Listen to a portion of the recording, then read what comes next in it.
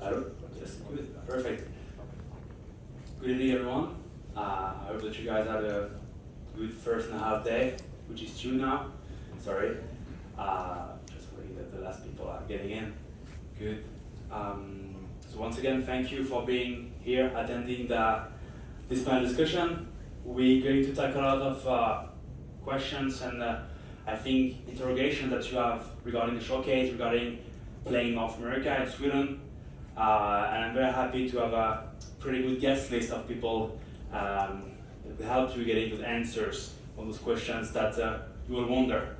First topic, something which I think you've been thinking first when you saw the word showcase, what a showcase and what to expect from a showcase. So I'm very happy to welcome Parsa Monsaf, which is,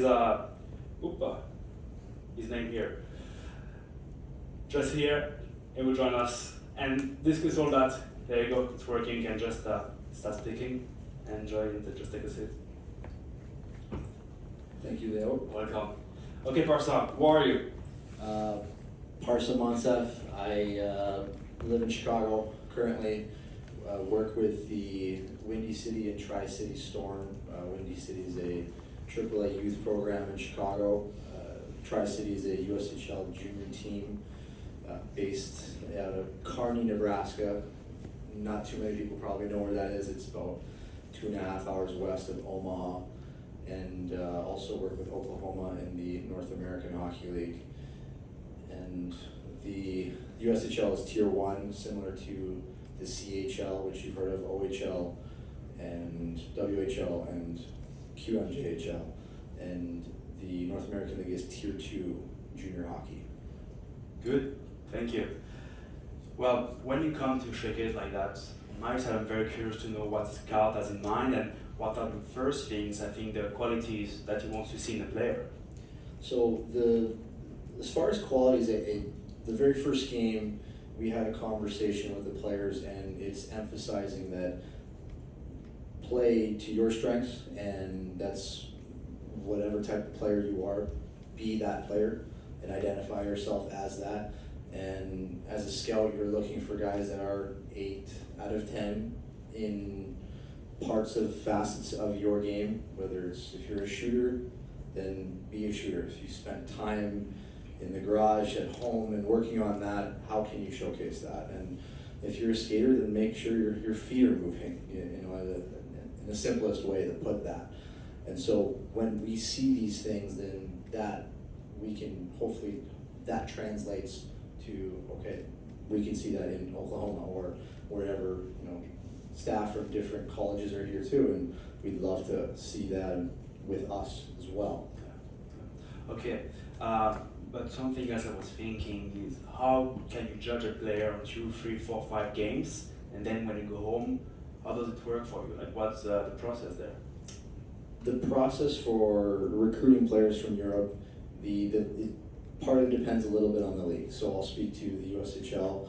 They have 6 import spots. 2 are designated for Canadians. 4 are for Canadians and Europeans.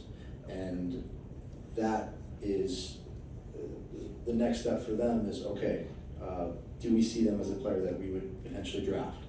And if that's the case, then it depends on their birth year, because there are 2 separate drafts that are over the course of 2 days. Then if that's not the case, so really the big thing, Leo, is the process of elimination as we go through it, watching a player. All right, is he draft eligible, or is he a player that we can see that he's high and we want his rights, and that's the purpose of a draft. And then, okay, then it's an invite to our main camp. From there, you have a main camp and you invite to, which is somewhere in the middle of summer, then you invite to training camp. And that's at the end of summer where everyone's done all the work, and from there you're going into preseason and those games, and then hopefully trimming your roster from that point. Now, as far as the North American League is a little bit different. To Tier 2, there's a little bit more room for offering yes, we have our draft, but we also have a tender options as well. And what that means is you signing a contract stating that we have your rights. It doesn't guarantee anything. Simply, the draft is the same thing. Just like in the NHL all the way down to Tier 1, Tier 2, nothing is guaranteed. You have to continue the work. The saying is, you know, this is where the work just started, right? So that's how we look at it. And the next step would be, okay, are you, again, we're going down, are you a Tier 1 player, are you a Tier 2 player? Do we, consider you a draft player, or offering a tender actually should be prior? And if not, then it would be a camp invite. And that's where families need to definitely be cognizant, because, it's not cheap to travel there and go through all that. And then, we've all been through an experience where hockey can be tough. Yeah. Okay, so what you're saying right now, there's not so many chances that you will go home on Monday and send a contract to a player, and the contract will sign and play in October for one of your teams. It's very rare. It'd be very difficult to do. It's not impossible. It's probably the top end players that would get an offer of that sort. What would likely happen is they'll reach out to you, either they've watched video from this camp and throughout the year using different platforms, or they would reach out and invite you to camp. That's where you need to evaluate, do they really want you there? Do they want to see you? Do they envision you part of the roster in training camp? So being very careful and diligent in those conversations. I see. So what are the mistakes that you see in players, like during showcases and even after? The way they follow up, maybe the way they behave on the ice, off the ice? Mistakes from the families and players? Could be. I would say setting expectations that you're coming here and assuming that something is going to transpire from the play of the players, right? And that's, more often than not, it's the teams that'll reach out. Yes. But I think a good thing that families can do is, okay, sending a note to staff members, say, hey, thank you, here are, brief message of, here are my highlights, or here are more details on myself, to sell yourself, and because no one else is going to do it.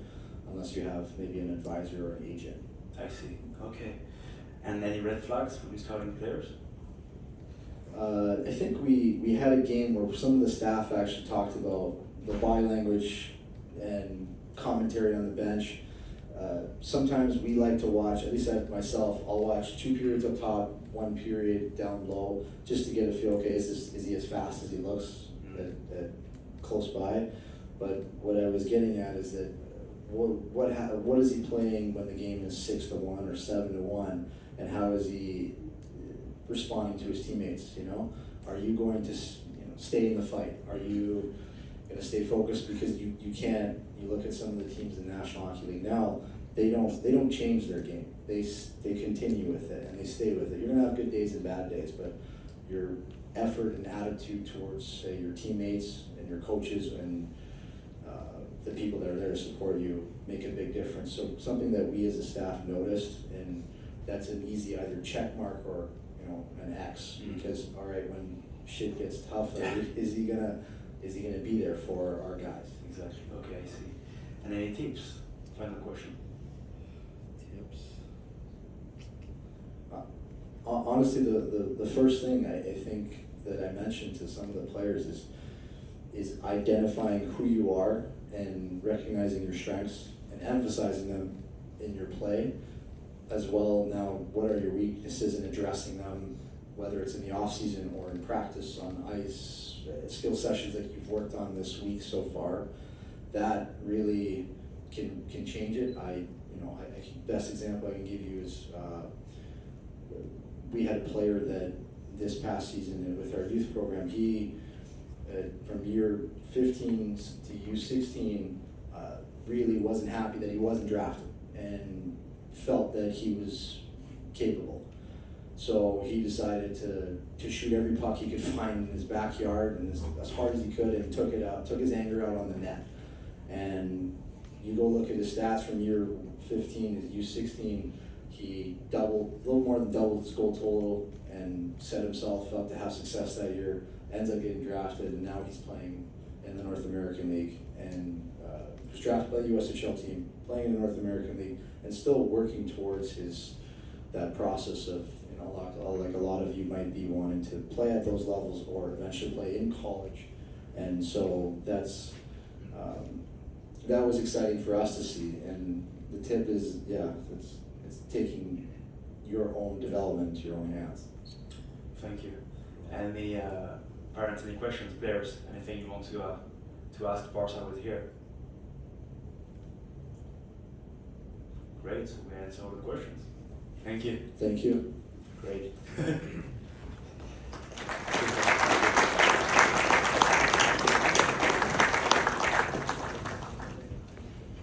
Good. Next up, huge topic, especially at your age, when you're playing junior between 15 and 20, 15 and 20. What to do, how to behave, to make sure that when you sit at 32, 33, you understand that you try the best, try the most to get the career that your potential was needed towards you. I'm super excited to host tonight Christer Olsson, just here on the left. Funny enough, I think tonight there's something going on in Stockholm. World Championship are starting, and I don't know if there's many World Champions here, but I know that Christer is one, right? That's right. Yes, that's right. Christer, before you can sit wherever. Oh, yeah, that's a good point. You can sit here. Introduction. As Leo said, I was part of the World Championship team for Sweden in 1998, and apparently right now there is a World Championship starting today. I played 30 years ago on the World Championship team for Sweden in 1995, so it's a big happening going on in Stockholm at the moment. It was a big thing for me as well. I played pro hockey for around 15 years, from I was 18 until I was 33, and I had to retire due to a knee injury that stopped my career at 33 years old. And now I've been coaching for the last 22 years. In the SHL in Sweden, I'm coming from 4 years. The last 4 years I've been in Switzerland, in Bern, and they just signed a new contract here in Sweden in Färjestad. So that's a little bit of my history. Pretty good. Good. Next up, Tony Oduya. I have a mic for you. Yeah, you're lucky. So we have a world champion sitting. We have a 2-time Stanley Cup winner and played 2 Olympics. But you're a bit more than that. You're a bit more than that. Just Stanley Cups introduction. Yeah. Go ahead. Yeah, what else am I going to add to that? Yeah, I think we spoke a little bit about my NHL part, but I think the one interesting part here is that there was no guarantee, I think, at any point that I was going to play in the NHL, and my career was very. I think I played at every level and every step, and it was not a speedy process. It was a very steady and slow process. I didn't start playing in the NHL until I was 24. And, I think maybe there was glints of it throughout my career at different places, but yeah, if we would have scouts bet on me at some point early on, I don't think a lot of them would have bet that I would have played 850 games and had this career. So I think that's maybe the thing I want to add. Yeah. So playing in NHL means that you're part of some of the best players in the club. What's the difference for you guys between good and great, and where do you? Yeah. What's the difference? What's the mindset? What's the thing that the great players do and the good players do? I think what I've seen, and yeah, I want to try to be as inspiring here as I can also at the same time. But I think what I've seen and what I experienced is 2 things. Number one, people or players are not as good and as detailed as you see them on TV. That's number one.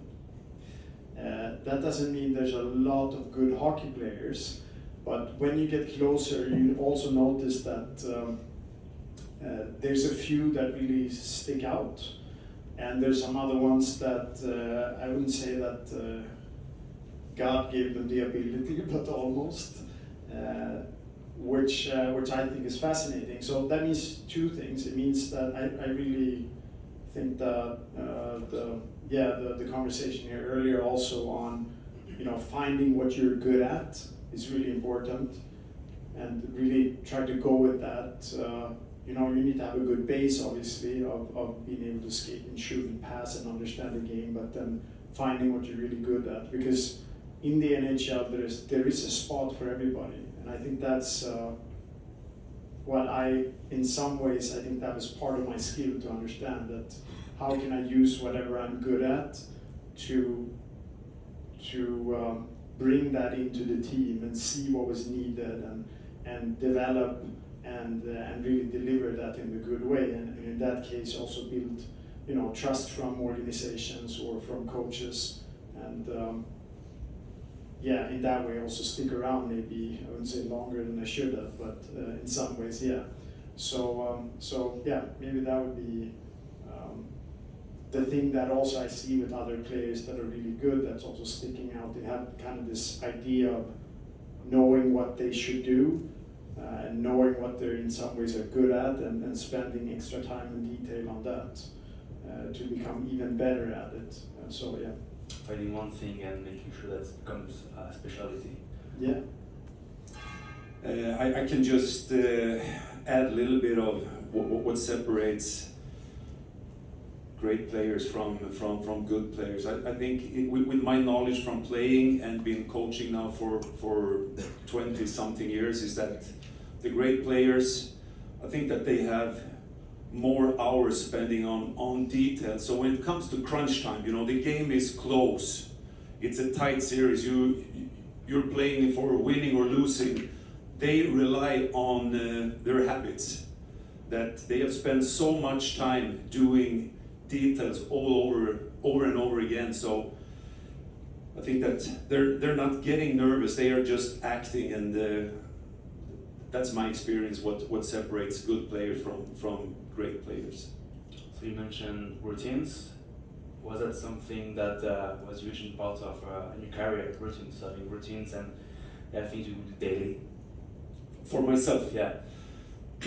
yeah, I had my routines, and for me it was very important to stepping into day one when camp starts in a great shape, and I think that was one of my strengths. That I was not the best player, but I had good work ethic, and I showed up and showed my teammates and the coaches that I was ready to work. And when I was playing in the SHL before I went to North America,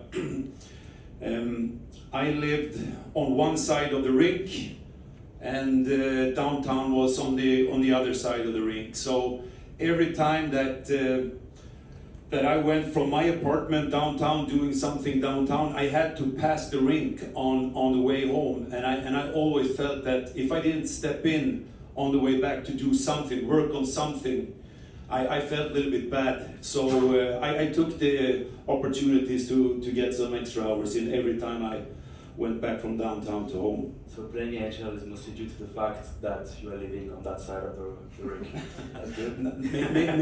Maybe not only, but as Johnny said, that I was a late bloomer self. I didn't get the chance to go over and play in North America until I was 25 years old, and that also was made me a little bit mentally mature. So I was not 18 or 19 or 20 when I went over. I was the youngest guy on my team when I went over to North America.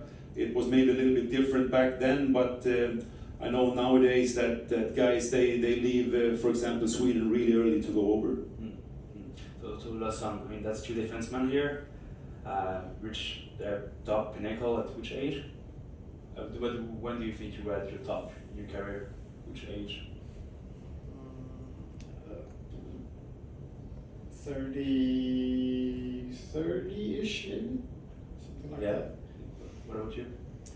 Well, I think it's around that time as well, that between 28 and 30, you learn stuff all the time, and I think that was, as Johnny says, around my prime as well. And I think that's a message for young players as well, that maybe that you're not breaking through when you're really young, but if you have the right mindset, there is always time and space for players that are willing to do the work and never give up. What you in routines? Any routine that you had in the past? I had a lot of routines. Okay. I don't know how much time you have here, but no,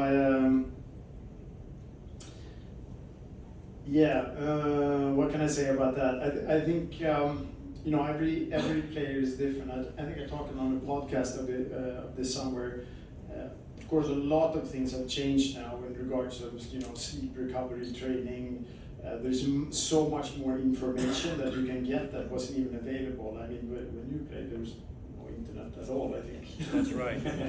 And mine wasn't that good when I played. So now there's a lot of information that you can get, right? And you can get these from different type of sources. So you can get really detailed and you can get into things and try to understand how they affect you, right? Talk about sleep, for example. So you can be very detailed, but also think that you have to find a way of training in the same way as you train your body. You're also going to have to train your mind to be able to handle a lot of load over time, and that's not easy, and it can be really uncomfortable.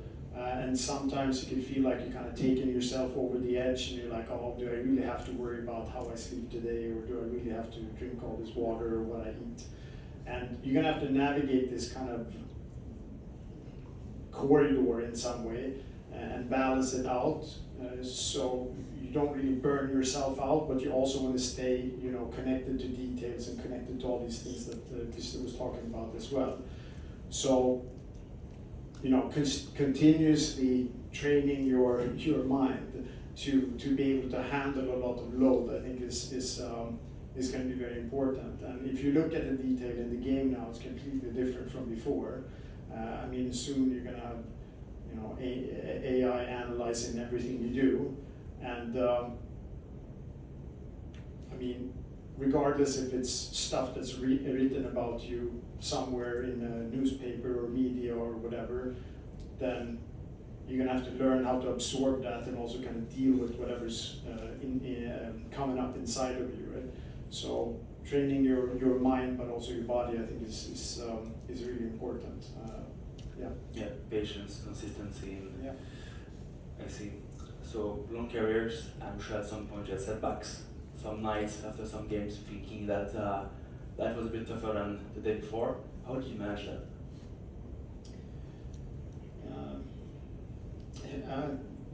Again, I referred to a podcast I did with Daniel Broberg not so long ago. I think it's difficult to know exactly what to do all the time. Sometimes you just have to kind of go through things. You might have support from parents or coaches or peers or people around you, but some things you're gonna have to face. It's just the way it is, and the sooner, in some ways, you can do that. It's not just because you're a star player at a certain age. I would say actually it might not even be super beneficial for you. I think it's much better to meet resistance early on, because what you need to learn is how to manage yourself when that happens. And sometimes you need to be really like, I'm going to show them. And sometimes you kind of have to let go and look up on the bigger perspective. And are you now like in this deep hole when you're driving yourself down and become really like destructive and think that you're bad and talking shit about yourself and like dig in your own hole? And then maybe you have to kind of let loose and like, okay, but I'm actually making progress, I'm okay. And then other times you might have to look at yourself if you haven't been good and really acknowledge that. Maybe it's not the trainer, maybe it's not the circumstances, maybe it's not everything around you, maybe it's you, right? And you can take control and own that. And this is a slippery slope to play around with. And you're the only one who will be able to figure it out. And I think this process is really fascinating to be on. And it's a lot of fun, but and it's worth the time. So I think also you should know that regardless of what happens in your career, this is something that very few people have a chance to do. You actually have the opportunity to do something that you love, and that's a blessing for you. So take on that challenge and kind of learn how to develop and manage yourself. I think that's what it's all about in some ways. Christer, working together and Björn had many setbacks, many nights where we felt like we had to go back to work the next morning unhappy, but I don't know how was it for you as a player? Well, I think Johnny just said all the right words. That nowadays there is a safety net around the players with parents supporting, agents supporting, coaches supporting, maybe mental coaches that are supporting you, but at the end of the day, players has to look themselves in the mirror, and you have to do the work. And of course you can get help along the way, but it's, as Johnny said, sometimes it's going to be tough. You just have to dig yourself out of that hole.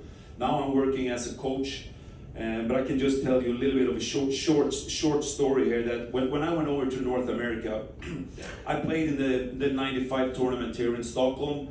I got MVP award for best defenseman in the tournament, and I signed a contract with St. Louis.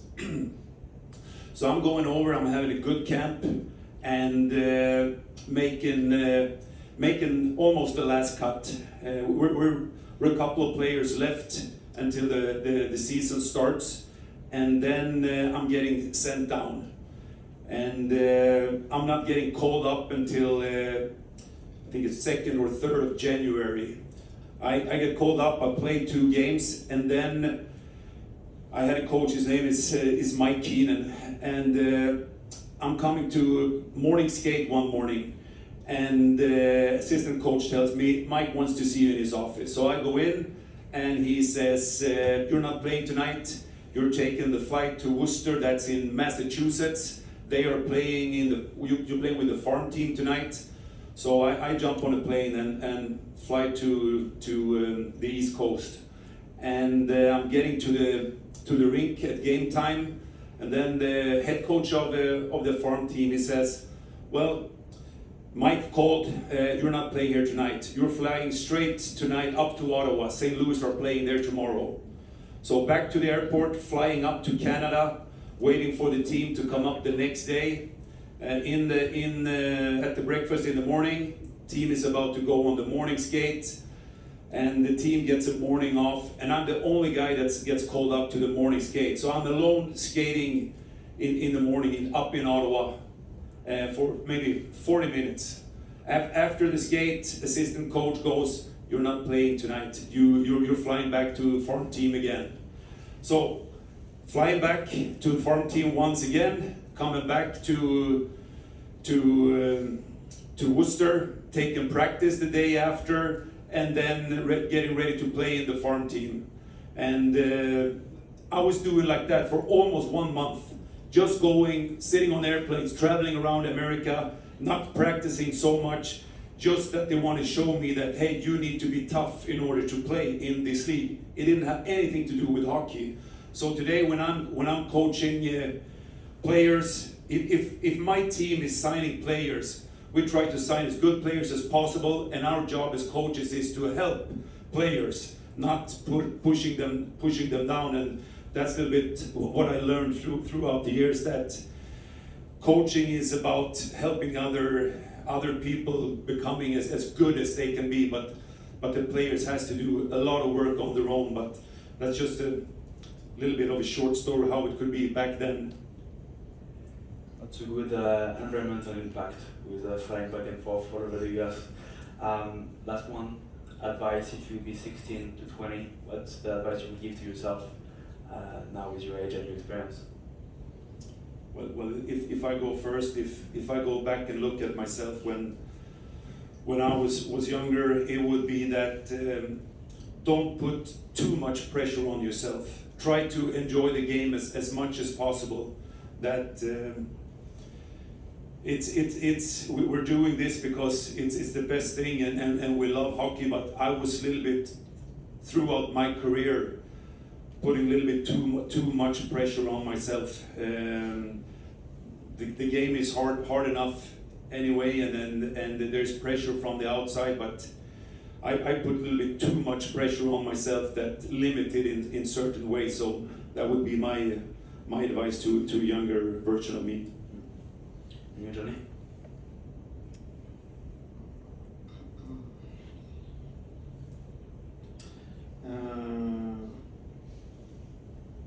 Now I feel compelled to tell a story. That's a good story. Mike Keenan is an interesting character, but thank God it's different now. No, I think I said what I think is important before, but I think in a high leverage situation, like the one I can think of is 2015. We played Stanley Cup finals. First time we played in Chicago. It was game 6 at home. We played Tampa, and it was the first time I think it was possible for Chicago to win at home a Stanley Cup, so like 50 years or something like that. We did have 1-2 times before, but that was still on the road. So there was experience in the team, but there was kind of this weird feeling. You know how they say that you can cut tension with a knife? That's what it felt like, and this was an experienced team. It was like a thunderstorm, I think, outside as well also, and it was like this humidity in the rink because it's in the summertime, in the middle of the summer. You can sense this kind of tension in the room, and you know that this is the time that you have to perform, or you should perform. You want to win at home. Everything is like the stars are aligned, right? And the only thing I can remember, like from 2013 when we won, it's very chaotic. When you win the first time, you don't really know what's happening. And all I said before 2015 was, now I'm going to try to stay as present as possible. So it doesn't mean, what that means to me is that I'm going to try to go into this 100% with every focus and everything that I have, and not letting like fear take me out of the experience for whatever reason. And I can remember I was sitting before the game, I warm up as usual. I have the routine that I do. I warm up physically for quite a long time. I want my body to be ready. And then I sit down for a few minutes and I try to visualize certain plays in the game that I usually do. I come down, I bring the puck up, I make a pass.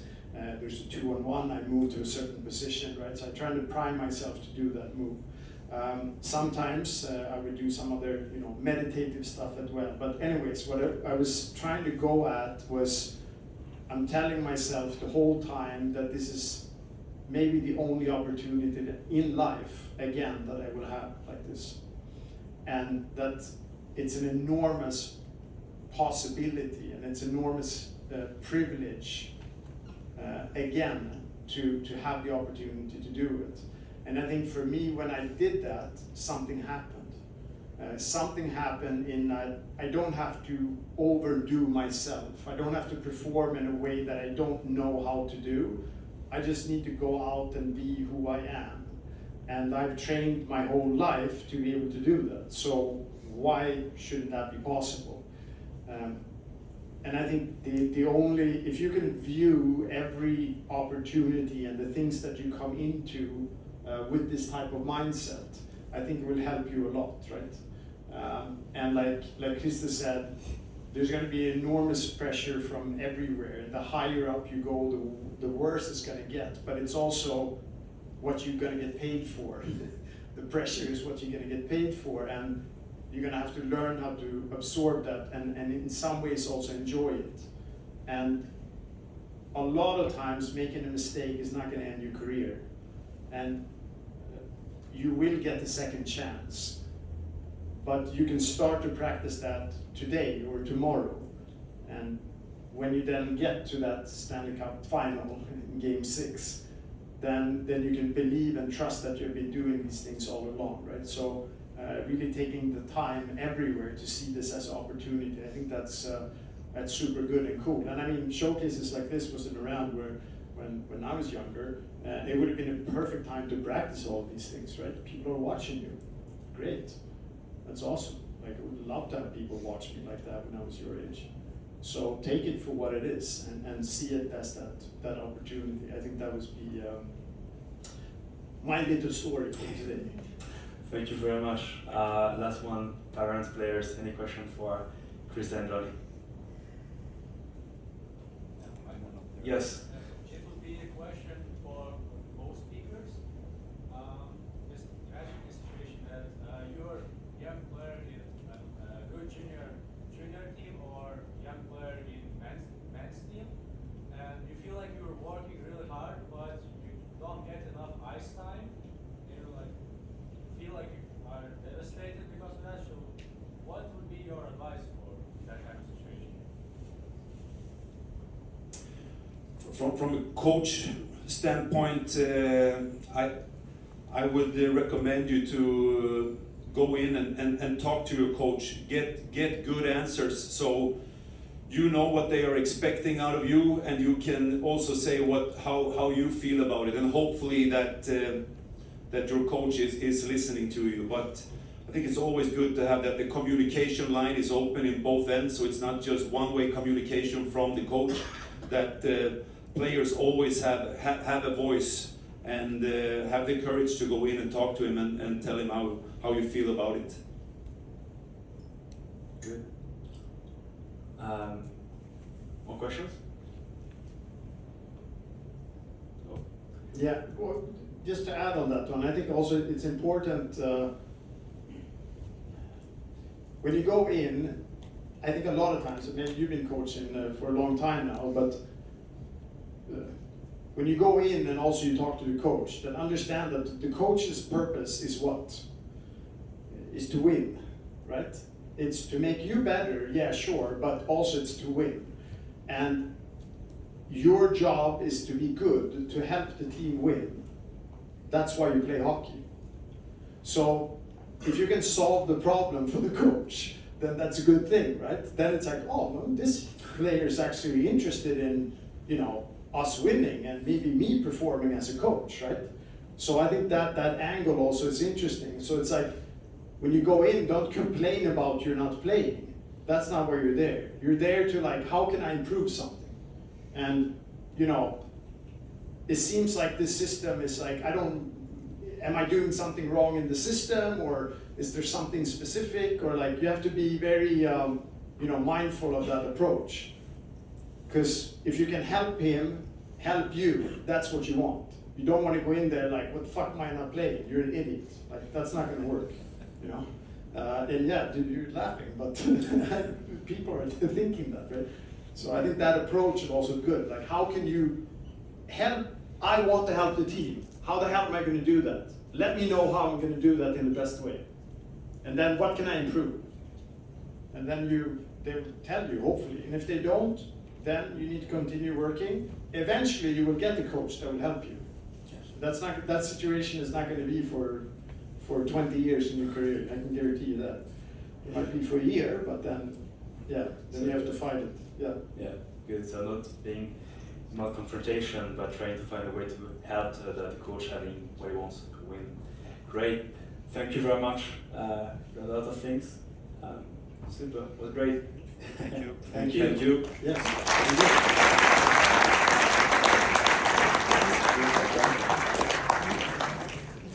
Good. Last one now.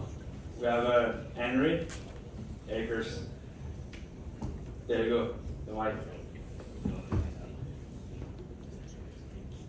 Hello. Why I was laughing is because I've sat in both sides of that conversation. Okay, Henry, quick introduction from you. An introduction. Yes. So my name is Henry Akers. I'm a Canadian naturally, but I've been fortunate enough through this game that we all share to spend many years over here in Sweden and in different parts of Europe, Finland, Hungary, Romania, Austria, around different places, Australia as well, which is how I ended up in Sweden. And then grew up through the North American system playing junior hockey there. The opposite of these gentlemen, I came over here at 27, 28 when I was more emotionally and mentally prepared to handle a different way of life and what's going. Now my role is I'm back in North America after spending, like I said, 15, 16 years over here, and I'm working more on the player development side with junior teams in the west coast of Canada, in the BCHL, the VIJHL, and the KIJHL, which falls under Hockey Canada's umbrella. So if you want to play in Sweden, you have to go to Australia first. It was the most interesting way to go. I won't get into that story, but I had a great time in Australia and was able to carry that on to come to the north of Sweden in December, which is the perfect time to come to the north of Sweden. Good, thank you, Henry. So now we have Alan joining us as well. Give you a mic. Thank you. I'm Marshall. Short intro. What's that? Introduction. Yes, thank you. So my name's Arlen Marshall. Originally from Saskatchewan, Canada.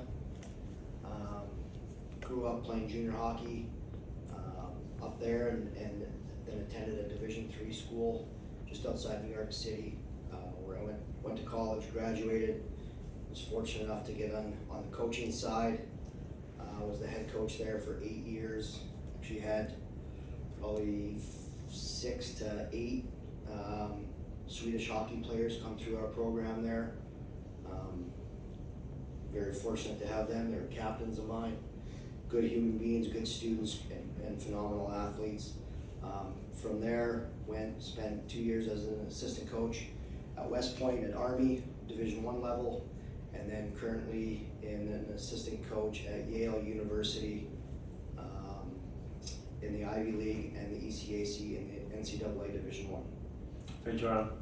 And the last guest will be Lionel, standing up and joining us.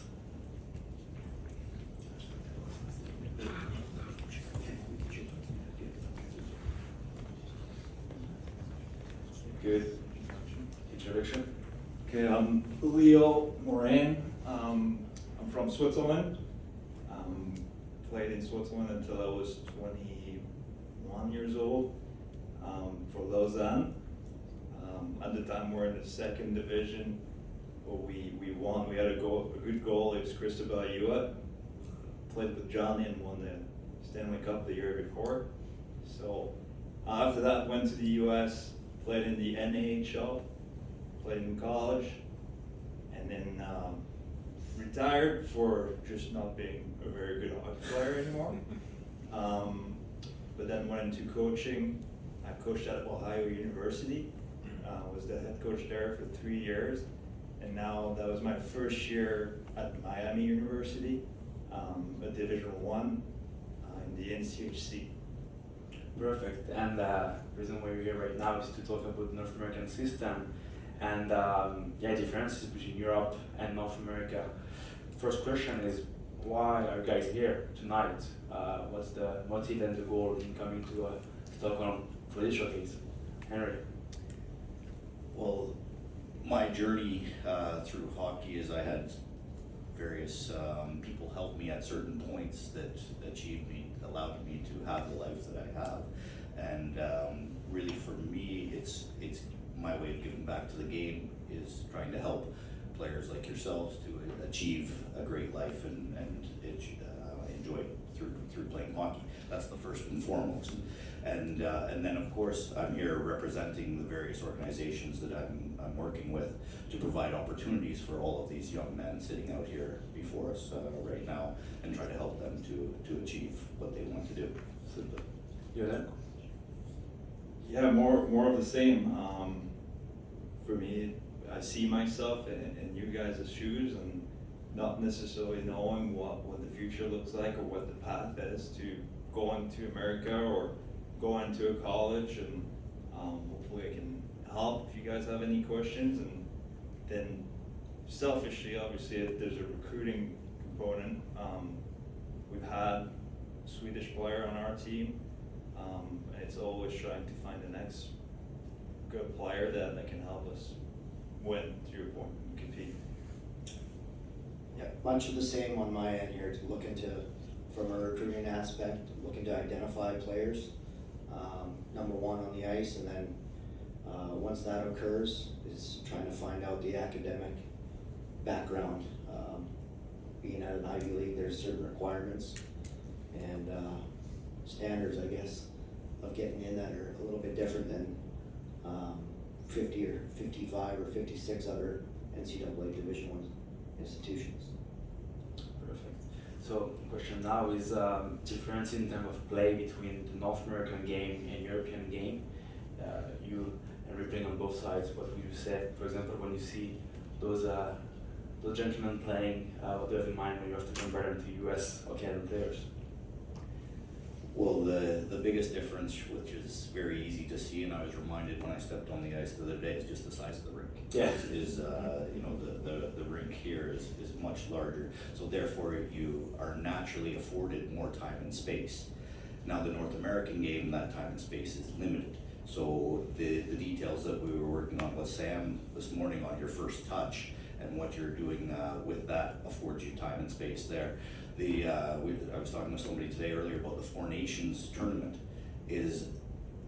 Everybody was familiar with that recent event and watched that, and the speed of the play of that was at an extremely high level, above what is normal. Johnny can speak to that. What is the normal NHL level, and Christopher as well, as I thought it was much raised, but it was the details of that that first touch and what I'm doing there pre first touch and after first touch that allows them to make plays. If they're overhandling the puck, which is something that I'm sure Sam was talking about today, then you don't have that. And also that in that area, I need to compete all the time because it's not going to work out because I don't have that time and space that you have here in Europe just by the size of the rink.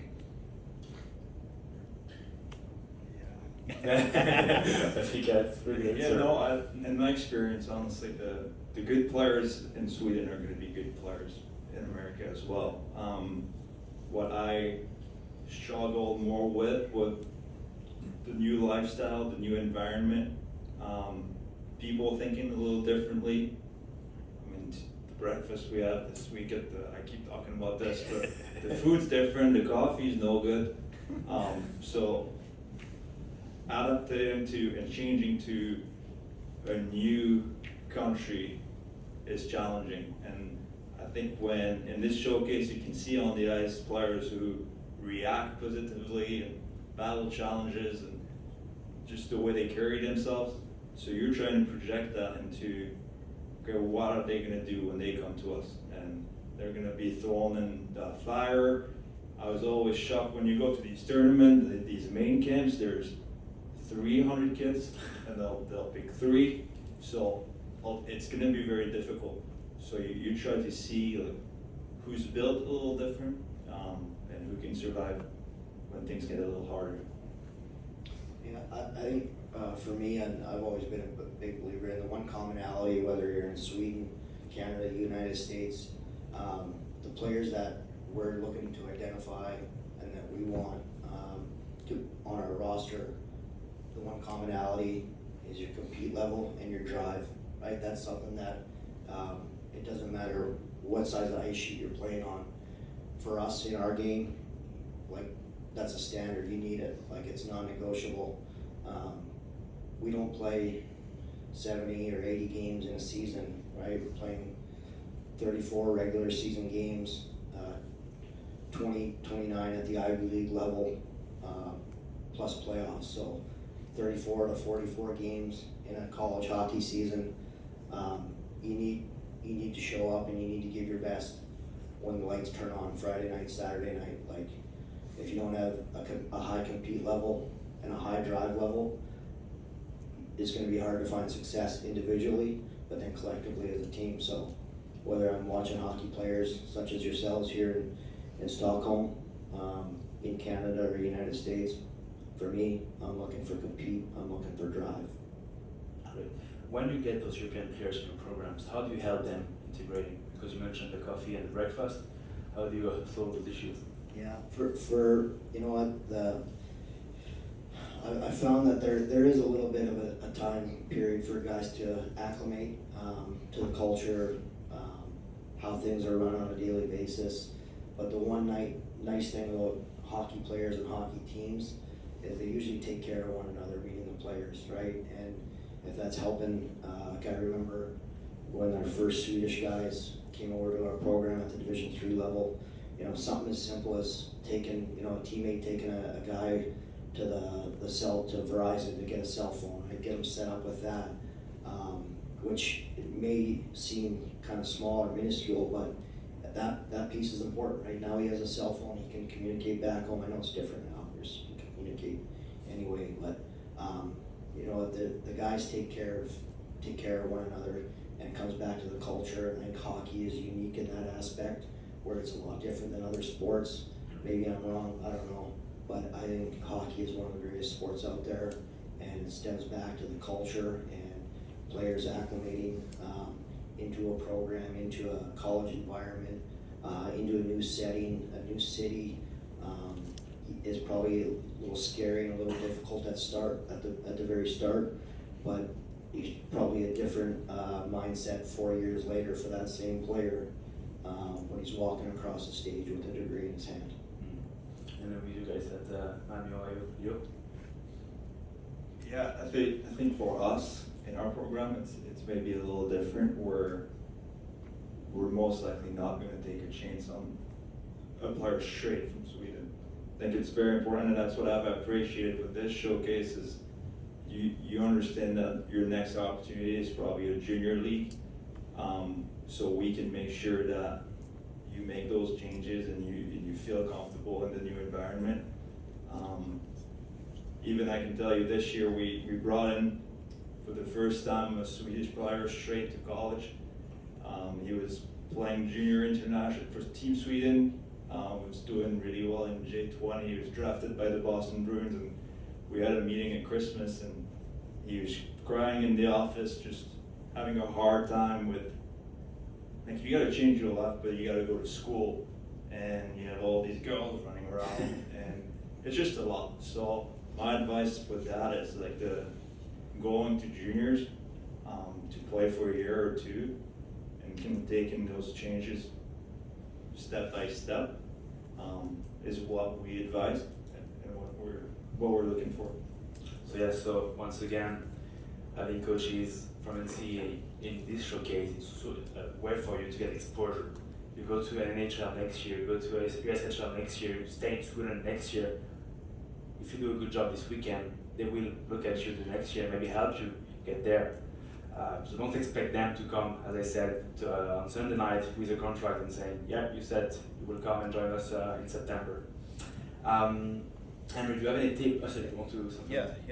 Thanks, Leo. So is the last 2 years in clubs that I've been associated with, we've had Norwegian players and Swedish players. And when I was the main focus of recruiting them and looking at them and having the contact with them. And the first thing, of course, is can you play, is looking at that. But the next piece is how mature you are as a person. Are they ready to handle this they were both a little bit older. This year I had a very young player, a 16-year-old, and but a mature 16-year-old. So there was that belief that this player is mentally ready, as Johnny touched on, to handle the adversity and what it's going to be like to live in a different country away from home. Are you going to get homesick?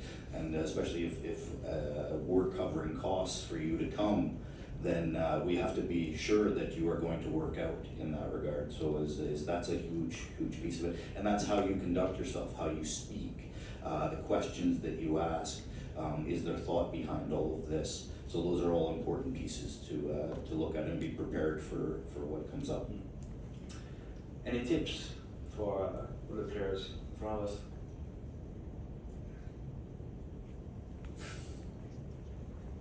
I mean, I'm going to spend more times with you than with my wife. And what's very important to me is that you're a really good person. And the hockey side, I'm not even going to talk to you if you're a bad hockey player. So you don't have to worry about that. But the way that you treat others, your teammate, are you a leader? Do I want to be at the rink with you 8 hours a day? I think that's really what matters. And ultimately, to the point that was brought up earlier, the only way I still have a job is if we win. And that's the end goal. So are you willing to get on that train and do whatever you can to help our team get there and do the sacrifices that are required? So I'm looking for people who are really driven, who compete, who are great teammates. I'll say just tips for on the NCAA side of it. 2 websites, I guess, that you guys can hop on. One is College Hockey Inc., phenomenal resource in terms of information. The other one is the NCAA Clearinghouse, right? Has a list of kind of academic standards, what's needed on that end of it to be eligible to play NCAA hockey. But focusing on, Johnny talked about being in the present, right? We talk to families, agents, players, and it's like everyone's always in a rush to get, like, just focus on where you are right now, right? Our job when our players arrive through our doors is to develop them, right? We want to develop them and hopefully get them ready for the next level, right? That's what you should be doing now, right? Continue developing your game, continue developing your craft, working on it, right? Getting better at it, maturing, doing well in school, like, those are things that you can control.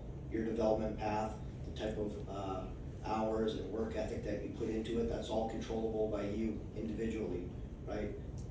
Develop, don't be in such a rush, develop now what's in front of you, how do I master that, how do I be the best at that?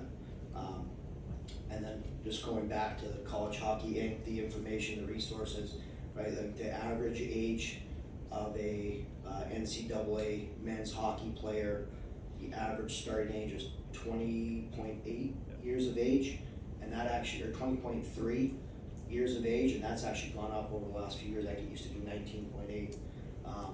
So there's a long ways to go, right? But in terms of that path, and it's a great developmental league, right? Like, I think we saw numbers last week. NCAA players in the NHL this past or current season, was it 38%? Yeah, 42% of the hockey players in the NHL at some point were in the NCAA. So it continues to grow. I think 3-4 years ago it was at 33%. So it keeps going like this, and it's a really good path for players. Kind of that stop, get their education, continue developing physically, off the ice. There's some just phenomenal places and programs that the facilities that they have is world class, right? And it's all in place to develop their student athletes, prepare them for the next level. So it's becoming a great path towards to get to the next level, to the highest level. And the hardest part, I guess, is probably getting there. If you look at, right, there's 64 Division I men's hockey programs. 2 of them are academies, right, that are just solely for U.S. citizens. So 62, 6 of which are Ivies. If you do the math, an average roster size is 27, 28, probably gonna get lower here soon. But if you do an average of a 4-year career, that's on average about 7 incoming students per program per year, 7 times 62, 430 some. I didn't go to Yale, so I can't do that in my head. But call it 430 to 500 student athletes each fall are starting their NCAA hockey careers. When you put it, look at the big scope of it, that's not a lot of spots, and it's extremely competitive. When you're talking about players that you're getting lined up or stacked up against in terms of who's getting committed, who's starting their careers at NCAA, it's competitive as hell out there.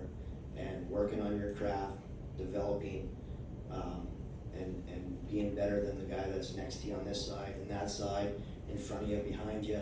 What are you going to do to separate yourself? It's development. I know that was a little bit long-winded, but No. And one tip that's actually very important, that's got nothing to do with hockey, is having good grades in school gives you so many more opportunities in college. If you don't have good grades, there's already about 20 schools that you can cross off the list because you need pretty much a 4.0 GPA to get in.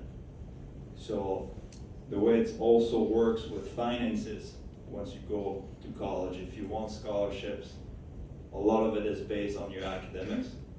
So now that you're in high school or graduating high school or taking classes online, like, that's an area too where you want to lock in and work hard. And parents, I take tips on the way out for the school.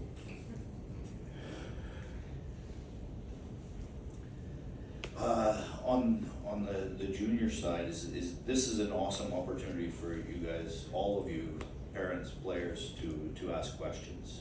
All of us are a resource for you, and each of you know somebody who has followed this path, that has gone to junior hockey in North America to go on to play. Maybe it was NCAA Division I, Division III, there's ACHA, there are various roads, there are a number of opportunities available for you out there, and just because you don't achieve, the NHL is always the end goal for many of us. But just because you don't achieve that, it doesn't mean that it's not gonna help you in hockey, but also in life. And so there are various opportunities for you, so make the most of each opportunity that you have. Be present and enjoy the ride along the way, because it is gonna be ups and downs, plane rides, bus rides, all over the place, so enjoy it. It was amazing. A lot of tips. Now I know how to get to NCAA, big late, and we have talent right now. Players, parents, any questions? Yes. Alan, you mentioned that what you want from players, that kind of compete level that you're looking for. Could you describe a little bit what you mean and what you're looking at there? I mean, for me it's what kind of sometimes gut feeling also, or is it also some, I don't know. Yeah, no, good question. It's usually the eye test, honestly, and the compete level, easy, like straight on way to see guys compete level is in a one-on-one battle. That's what hockey is. All one-on-one battles all over the ice, any zone, every zone, face-offs. Like, if you're continually and you're wired a certain way where you have a high compete level and you don't want to lose a one-on-one battle, or it's looking for positioning, or it's fighting through checks, or it's taking a body check to make a play for your team. Like, just these little plays all over the ice on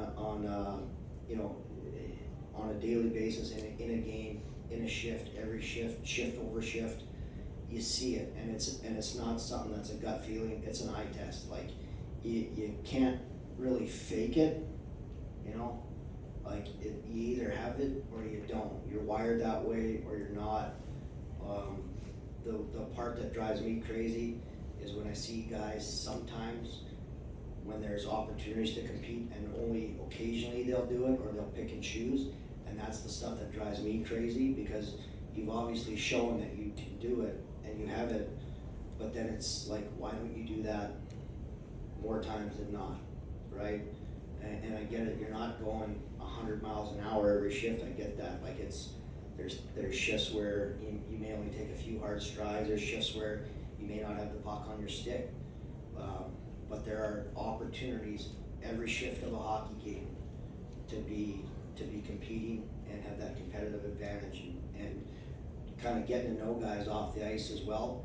I'm always curious to see what drives them, and like, growing up, I had 3 older brothers that beat the crap out of me all the time, right? When we were playing, whether it was playing hockey down in the basement, hockey on the ice, football on the front lawn, ping pong, pool, like whatever stupid game it was, not like hockey or not, I always wanted to win, right? And I always try and see what kind of makes players tick a little bit, and you figure out if what they're saying to you is authentic or not, by the more you kind of poke and prod at them and figure out what that is. And not everybody has it. Not everybody has it, and that's okay. Some guys are blessed differently with ability, skill, but for me, it's an eye test. I see it, I want to see it. When I see it, I want to see more of it, and that's the more players that we have pulling over our jersey that have high compete levels. I'll go to battle with them on Friday and Saturday nights when the lights are turned on. And I just want to add on to that. So, what is compete, right? It's, I'm going to be first to the puck. I'm going to win that area in front of the net. I'm going to not let this guy lift my stick. I'm going to lift his stick. And it's doing it again and again and again throughout your entire shift. It's not just one time, but it's overtime again and again and again. As there's a saying about the NHL, is it's a second opportunity, third opportunity league, where it's the first opportunity didn't work out, I need to win the next opportunity. I need to win that third opportunity. So is developing that when you're at this age, that it's a habit, is very important as you move forward. Circling back to what you just said with turning Krister, consistency. Questions? Did that answer your question? I don't know. Okay. Any questions? Good. Well, thank you very much. It was Great having you and great having you answer all those questions. Super, thank you.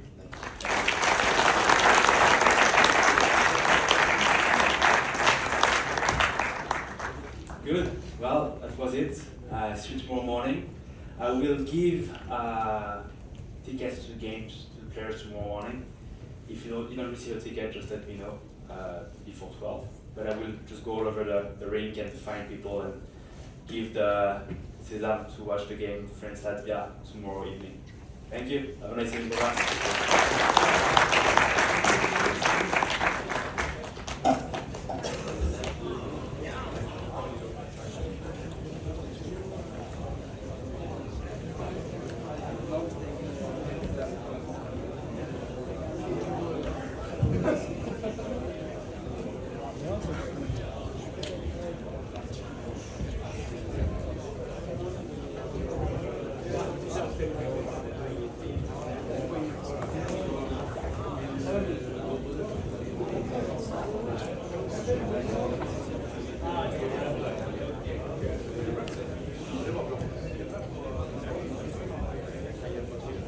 Okay.